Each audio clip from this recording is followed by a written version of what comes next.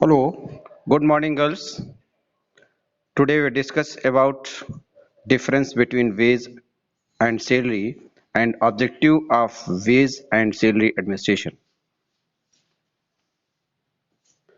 आज हम वेज और सैलरी का में डिफरेंस और उसके ऑब्जेक्टिव को हम डिस्कस करेंगे and first we discuss about the difference between wage and salary.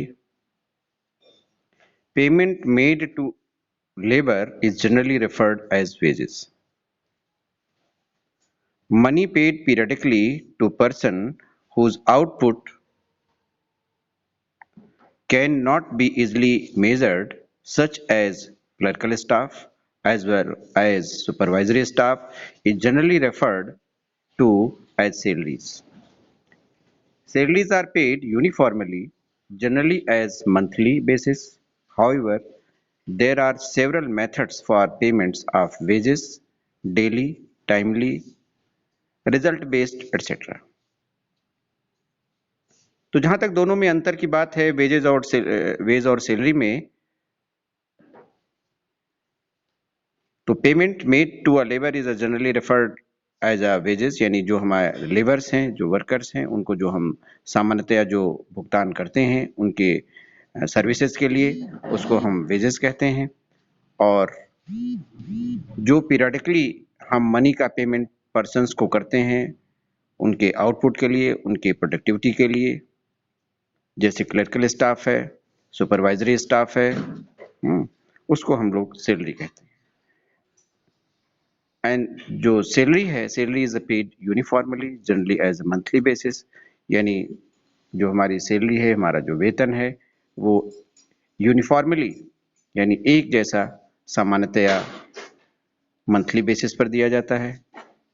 Several other methods of payments of wages, और मजदूरी के भुगतान करने के और बहुत सारे मेथड्स हैं, जिसमें जैसे डेली बेसिस पर यानी रोजाना देना, टाइमली देना या रिजल्ट बेस्ड देना, ये दोनों में अंतर है वेज और सैलरी में.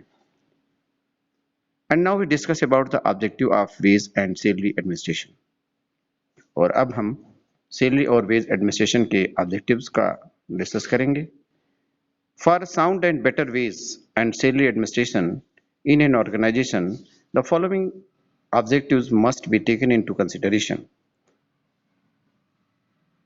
These as objective provides the basic knowledge and reveals its significance.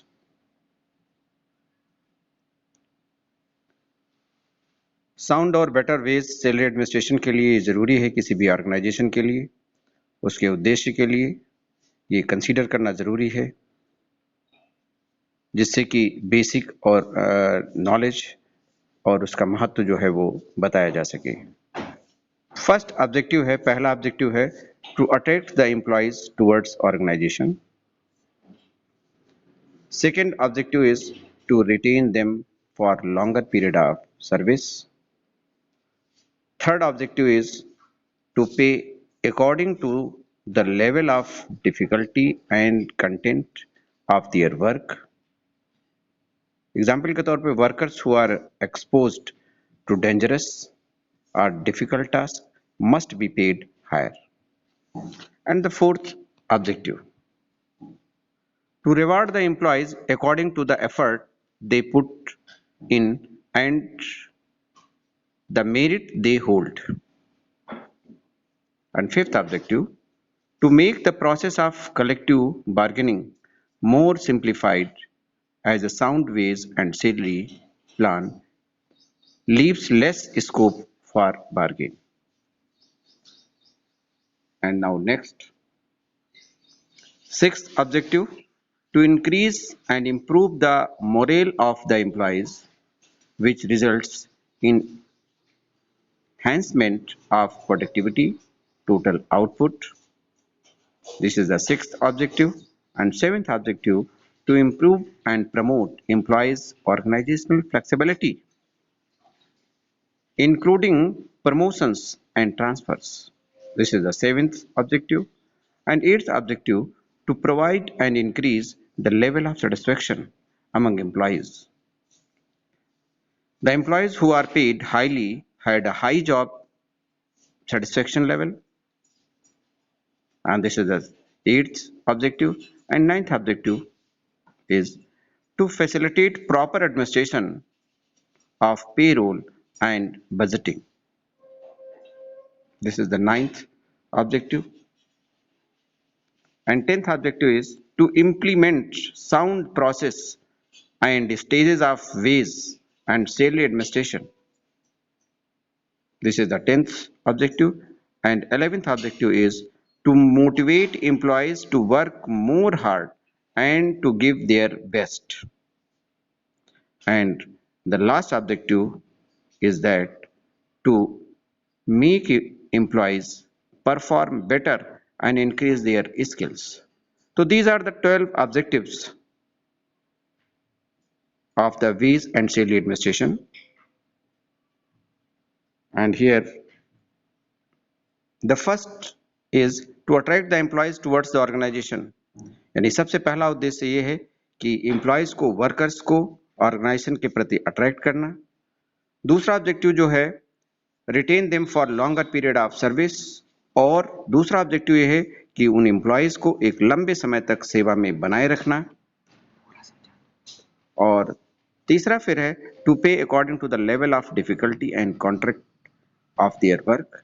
और तीसरा बहुत महत्वपूर्ण ऑब्जेक्टिव है कि उनका जो पेमेंट है, जो उनको भुगतान है, जो उनको सैलरी है या वेजेस जो दी जा रही है, लेवल ऑफ डिफिकल्टी और कंटेंट्स ऑफ देयर वर्क के बेसिस पर, यानी उनके कार्य करने का क्या एरिया है, डिफिकल्ट एरिया है, डेंजरस एरिया है, कैसा है, उसके अकॉर्डिंग टू जो है उनको पेमेंट करना चाहिए। फिर चौथा ऑब्जेक्टिव है to reward the employees according to the efforts they put and the merit they hold. उन्हें, उन एम्प्लॉयज को उनके एफर्ट के अकॉर्डिंग टू, उनके मेरिट के अकॉर्डिंग टू उन्हें रिवार्ड दिया जाना चाहिए। नेक्स्ट फिफ्थ है to make the process of collection bargaining more simplified as sound wage and salary plan leaves less scope for bargaining. यानी जो वर्कर्स और एम्प्लॉयर और एम्प्लॉइज के बीच में जो कलेक्टिव बार्गेनिंग होती है वो बहुत ही सिंपल होनी चाहिए, जिससे कि साउंड वेजेस और सैलरी का प्लान बनाने का स्कोप बढ़ सके और विवाद ना हो। सिक्स्थ ऑब्जेक्टिव है to increase and improve the morale of the employees. ये बहुत महत्वपूर्ण ऑब्जेक्टिव है कि जो वर्कर्स हैं, जो एम्प्लॉइज हैं, उनके मॉरल को, उनके हौसले को बुलंद करना, यानी कि उसे इम्प्रूव करना बहुत ही महत्वपूर्ण होता है। Which results in enhance the productivity and total output, जिसकी वजह से प्रोडक्टिविटी और टोटल आउटपुट में जबरदस्त जो है वो बढ़ोतरी होती है। To improve and promote the employees organisational flexibility including the promotion and transfer. दूसरी बात आती है कि जो वर्कर्स लंबे समय से काम कर रहे हैं ऑर्गेनाइजेशन में, तो उन्हें प्रमोशन और प्रॉपर जहां पर वो ट्रांसफर लेना चाहते हैं उन्हें ट्रांसफर भी करना चाहिए। नेक्स्ट फिर है to provide and increase the level of satisfaction among the employees. दूसरी बात आती है कि बहुत महत्वपूर्ण बात यह है कि एम्प्लॉइज के अंदर एक सेटिस्फेक्शन लेवल को इंक्रीज करने का प्रयास करना चाहिए ऑर्गेनाइजेशन को। दूसरी बात आती है कि employees who are paid highly had a high job satisfaction level. जिनको हम अधिकतम पेमेंट करते हैं, अधिकतम सैलरी या वेजेस देते हैं, उनका लेवल ऑफ सेटिस्फेक्शन भी हाई होता है। To facilitate proper administration payroll and budgeting, यानी जो सैलरी एडमिनिस्ट्रेशन है उसमें पेरोल के बेसिस पर और बजट के बेसिस पर उनको पेमेंट करना चाहिए। And the next is to implement the sound process and stage of wage and salary administration. और वेज एंड सैलरी एडमिनिस्ट्रेशन का जो प्रोसेस है उसको बहुत अच्छी तरीके से इम्प्लीमेंट करना चाहिए। ये एक अच्छे एडमिनिस्ट्रेशन की बात होती है। To motivate the employees to work more hard and give their best. और सभी एम्प्लॉयज को, सभी वर्कर्स को इसलिए मोटिवेट करना चाहिए, उत्साहित करना चाहिए कि वो कड़ी से कड़ी मेहनत करें, जिससे कि उनका रिजल्ट जो है वो बेस्ट हो सके। और लास्ट में हम कह सकते हैं इसका उद्देश्य है to make employees perform better and increase their skills, कि जो हमारे वर्कर्स हैं जो काम कर रहे हैं उनके परफॉर्मेंस में इंक्रीज हो और उनकी स्किल में यानी उसके नॉलेज में भी बढ़ोतरी हो. These are the objectives and okay girls.